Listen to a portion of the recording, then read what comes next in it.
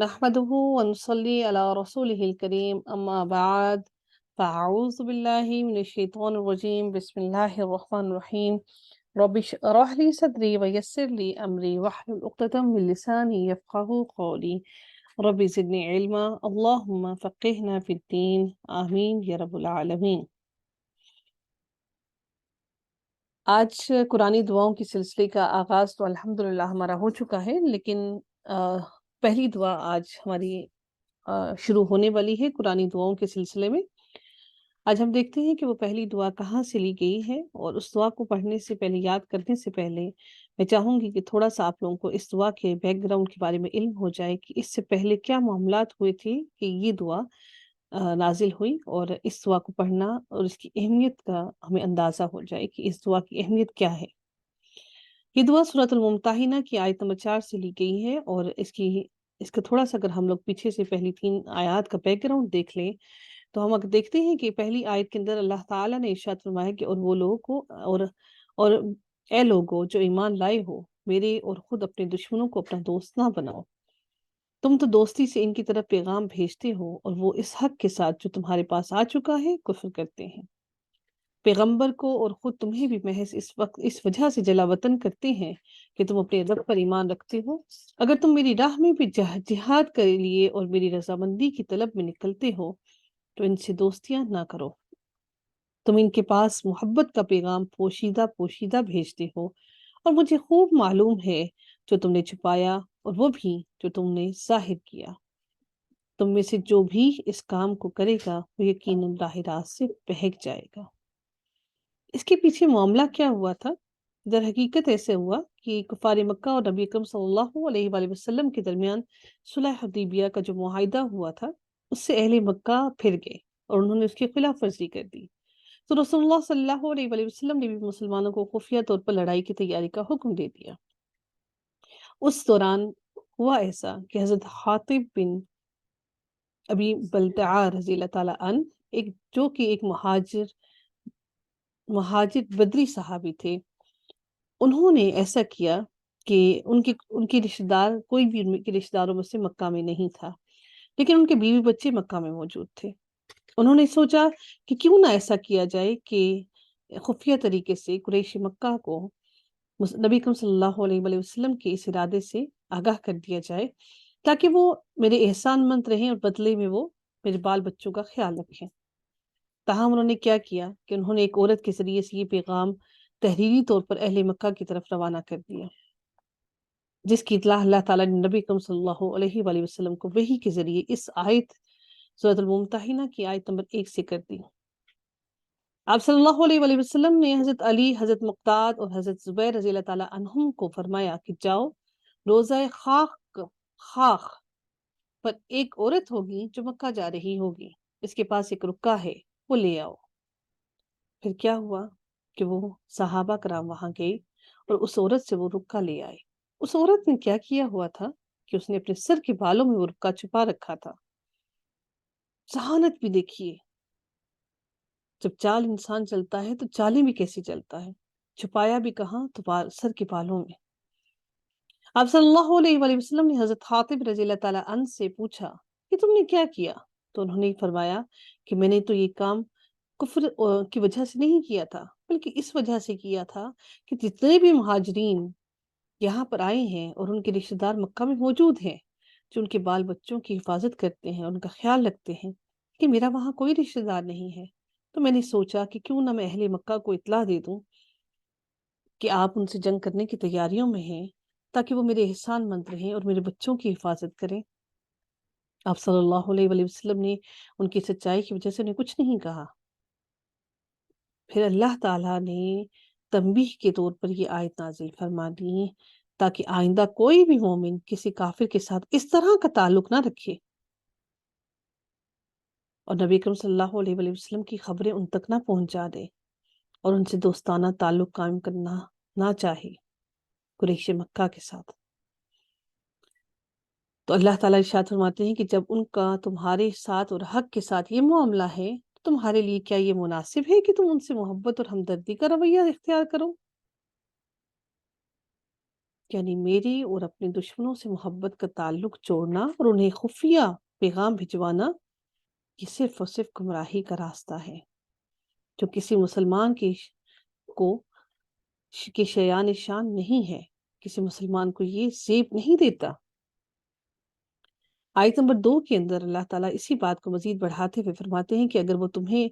تم پر کہیں قابو پا لیں تو وہ تمہارے کھلے دشمن ہو جائیں اور برائی کے ساتھ تم پر دست درازی اور زبان درازی کرنے لگیں۔ الیکم ایدیہم والسنتہم بالسوء،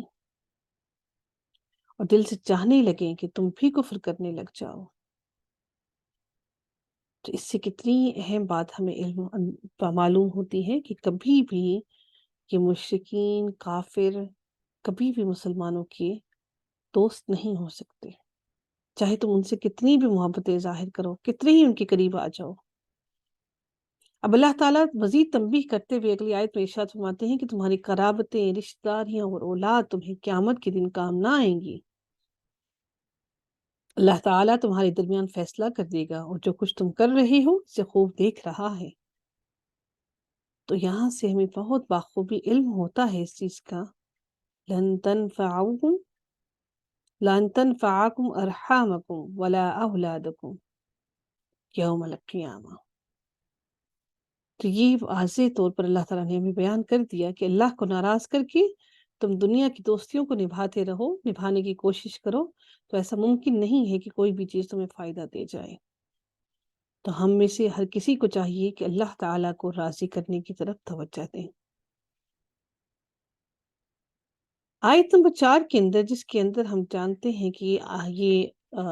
دعا جو ہم آج یاد کرنے لگے ہیں وہ نازل ہوئی، اس آیت کے اندر اللہ تعالیٰ نے نبی حضرت ابراہیم علیہ السلام کا ذکر کرتے ہوئے فرمایا، کفر کی بات کی جا رہی ہے نا کہ کافروں کی دوستی کر رہے ہیں، تو وہاں پر بھی حضرت ابراہیم علیہ السلام اپنے والد کے لیے بھی مغفرت کی دعا کیا کرتے تھے، اس وقت تک جب تک ان کو علم نہیں تھا کہ وہ اللہ کے اور اللہ کے دین کے دشمن ہیں۔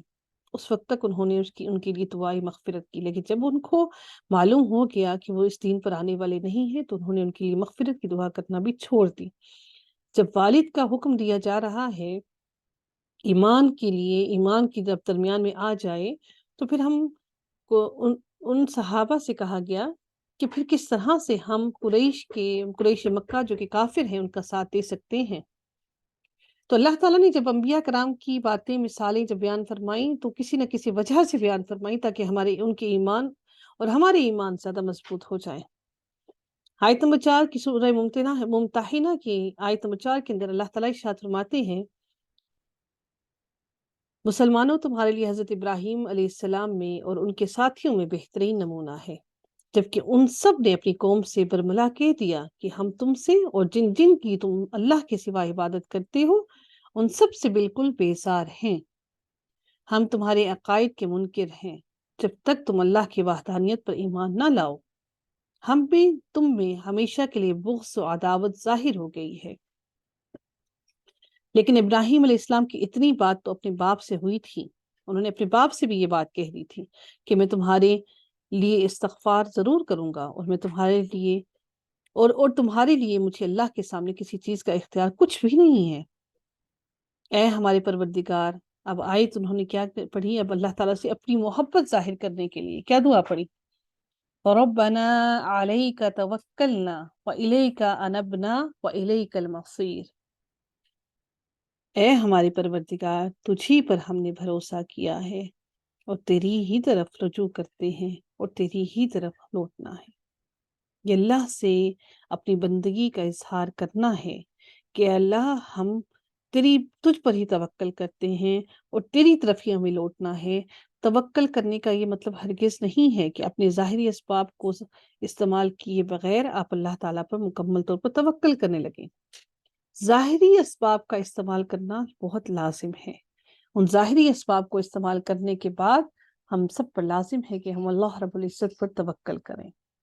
تو آج کی جو دعا ہے ہماری اللہ تعالیٰ سے اپنی بندگی کے اظہار کے لیے، یہ سارا بیک گراؤنڈ ہم دیکھنے کے بعد کہ اگر کسی مشکل میں ہوں اولاد کے لیے یا کسی بھی معاملے کے لیے تو ہمیں اللہ تعالیٰ سے اپنی بندگی کا اظہار کرنے کے لیے کیا دعا مانگنی چاہیے؟ ربنا علیک توکلنا وَإِلَيْكَ أَنَبْنَا وَإِلَيْكَ الْمَصِيرُ، جس کا معنی ہے اے ہمارے پروردگار، تجھی پر ہم نے بھروسہ کیا اور تیری ہی طرف رجوع کرتے ہیں، در حقیقت ہمیں تیری ہی طرف لوٹنا ہے۔ اللہ تعالیٰ ہم سب سے راضی ہو، ہم سب سے قبول فرمائے، اور اللہ تعالیٰ ہماری دعاؤں میں وہ تاثیر لائے کہ وہ قبولیت کے درجے کو پہنچے۔ آپ سب سے گزارش ہے کہ یہ دعا یاد کر کے اور اچھی طرح سے یاد کر کے پھر اس کو سنائیے گا۔ وآخر دعوانا ان الحمد للہ رب العالمین، صلی اللہ تعالی علی خیرہ خلقہ اجمعین برحمتک یا ارحم الراحمین۔